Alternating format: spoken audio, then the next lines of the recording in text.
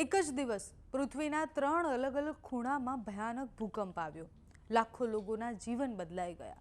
સૌપ્રથમ અમેરિકાના કેલિફોર્નિયાના રેડવુડ વેલીમાં 5.6 તીવ્રતાનો ભૂકંપ આવ્યો। એના 7 કલાક પછી વેનેઝુએલામાં 39 સેકન્ડમાં જ બે ભયાનક અને વિનાશકારી ભૂકંપ આવ્યા।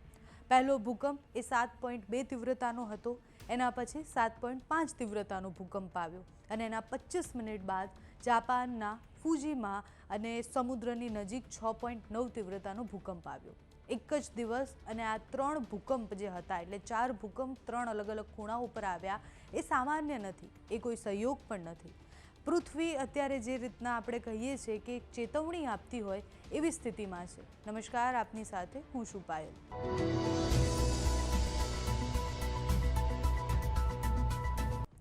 24 જૂન 2026નો દિવસ દુનિયા માટે અસામાન્ય રહ્યો, કારણ કે અમેરિકાના ઉત્તર કેલિફોર્નિયામાં આવેલા રેડવુડ વેલીમાં જે ભૂકંપ આવ્યો એ 5.6 તીવ્રતાનો હતો।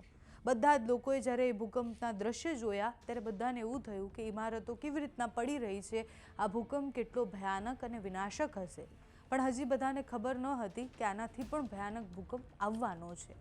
સાંજ પડતાની સાથે જ વેનેઝુએલામાં 7.2 તીવ્રતાનો ભૂકંપ આવ્યો। એ ભૂકંપ આવ્યો, લોકો પોતાનો જીવ બચાવવા માટે ભાગ્યા અને એના 39 સેકન્ડની અંદર જ 7.5 તીવ્રતાનો ભૂકંપ આવ્યો। નિષ્ણાંતો તેને ડબલ એટ અર્થક્વેક કહે છે, એટલે એક સાથે જે બે ભૂકંપ આવતા હોય એવી પરિસ્થિતિ થઈ। આ ઘટનાને હજી લોકો એનાથી ઉભર્યા નહોતા। સોશિયલ મીડિયા પર એ વિડીયોઝ આવવાના શરૂ થયા। બધા જ લોકો ગભરાયા કે કેટલો ભયાનક ભૂકંપ હશે। પણ એની 25 મિનિટની અંદર જ જાપાનના ફુજી શહેરમાં પણ સમુદ્રમાં 6.9 તીવ્રતાનો ભયંકર ભૂકંપ આવ્યો। સદનસીબે કોઈ જાનહાનિના ત્યાંથી સમાચાર ન આવ્યા, પણ જે સુનામીનો ખતરો જાહેર કરવામાં આવ્યો છે એ ભયાનક છે આસપાસના તમામ વિસ્તારો માટે।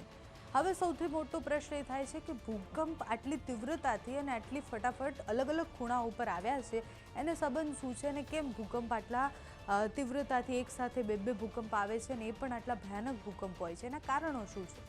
પૃથ્વીની બહારની સપાટી એક આખો ટુકડો નથી, તે અનેક વિશાળ ટેક્ટોનિક પ્લેટમાં વહેંચાયેલો છે। આ પ્લેટો જે તરંગો હોય છે એ ઉપર સુધી આપણે અનુભવતા હોઈએ છીએ। એટલે આપણે જ્યારે પૃથ્વીને લેયર્સમાં જોઈએ ત્યારે આપણને ખબર પડે કે આટલા લેયર્સ છે ને આવી રીતના નીચે જે હલનચલન થતી હોય છે એ આપણે જોઈ નથી શકતા, પણ જ્યારે ભૂકંપ આવે ત્યારે એનો અનુભવ આપણને થાય છે। સરળ ભાષામાં કહીએ તો રબર બેન્ડ જે હોય એને આપણે ખેંચીએ અને પછી ખેંચતા રહીએ, એક સમય પછી એ તૂટી જાય છે। ભૂકંપ પણ લગભગ એવી રીતના થતું હોય છે કે એ લાંબા સમય સુધી બધી હલચલ થતી હોય અને પછી એક સમયે એ બહાર આવે। સોશિયલ મીડિયા પર ઘણા બધા લોકો એવું કહી રહ્યા છે કે આ જે 4 ભૂકંપ ભયાનક આવ્યા છે એ એકબીજા સાથે જોડાયેલા છે કે કેમ, એટલે એ પ્રશ્ન થઈ રહ્યો છે બધાને। ભલે ખૂણા અલગ અલગ છે, બધું જ બહુ દૂર છે, પણ હજુ પણ બધાને એવી શંકા છે કે આ 4 ભૂકંપ એકબીજા સાથે કનેક્ટેડ છે। હાલના વૈજ્ઞાનિક પુરાવા પ્રમાણે તેના સીધા કોઈ સંબંધ નથી દેખાઈ રહ્યા, કારણ કે આ ત્રણેય ભૂકંપ હજારો કિલોમીટર દૂર આવ્યા છે એકબીજાથી।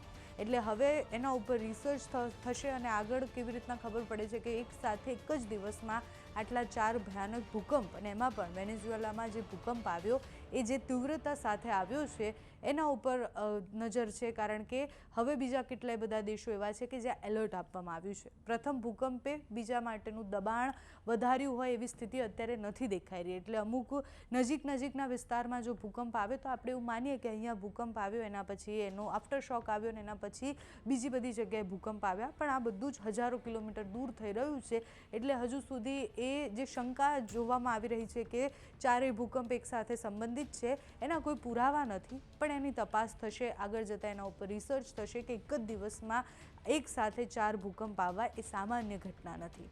પૃથ્વી આપણને બહુ બધું કહી રહી છે, એના ચારેય બાજુથી ચારેય ખૂણામાં જે ભૂકંપો આવ્યા છે એ આપણને યાદ કરાવે છે કે પૃથ્વી જીવંત છે અને એની નીચે જે પરિવર્તનો થતા હોય છે એનો અનુભવ પણ થાય છે।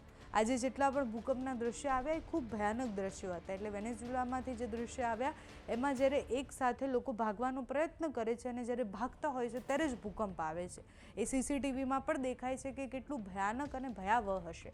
અત્યારે હજુ પણ ત્યાં 24 કલાકની ઉપર થઈ ગયું, પણ કામ ચાલુ છે, લોકોને બચાવવાનો પ્રયત્ન કરવામાં આવી રહ્યો છે। આંકડો 1 લાખ લોકોના મોત સુધી પહોંચે એવી શંકા થઈ રહી છે। ત્યારે પ્રશ્ન એ થાય કે જ્યારે એક સાથે એક દિવસમાં 4 જેટલા ભયાનક ભૂકંપ આવે એ સામાન્ય ભૂકંપ નથી, એ આંચકા નથી, એ ભયંકર ભૂકંપ છે જે પૃથ્વીને એ નીચે જે ધરતી છે એને હલાવે છે, અનેક લોકોના જીવન ખોરવાઈ જાય છે અને એના દ્રશ્ય આપણે જોયા છે. તમારું આ વિષયને લઈને શું માનવું છે અમને કમેન્ટ્સમાં જણાવજો. અત્યારે આ વિડીયોમાં બસ આટલું. જો તમે અમને યુટ્યુબ પર જોઈ રહ્યા હોય તો સબસ્ક્રાઈબ કરજો, ફેસબુક પર જોઈ રહ્યા હોય તો ફોલો કરજો, અમારા વિડીયોને લાઈક અને શેર કરજો.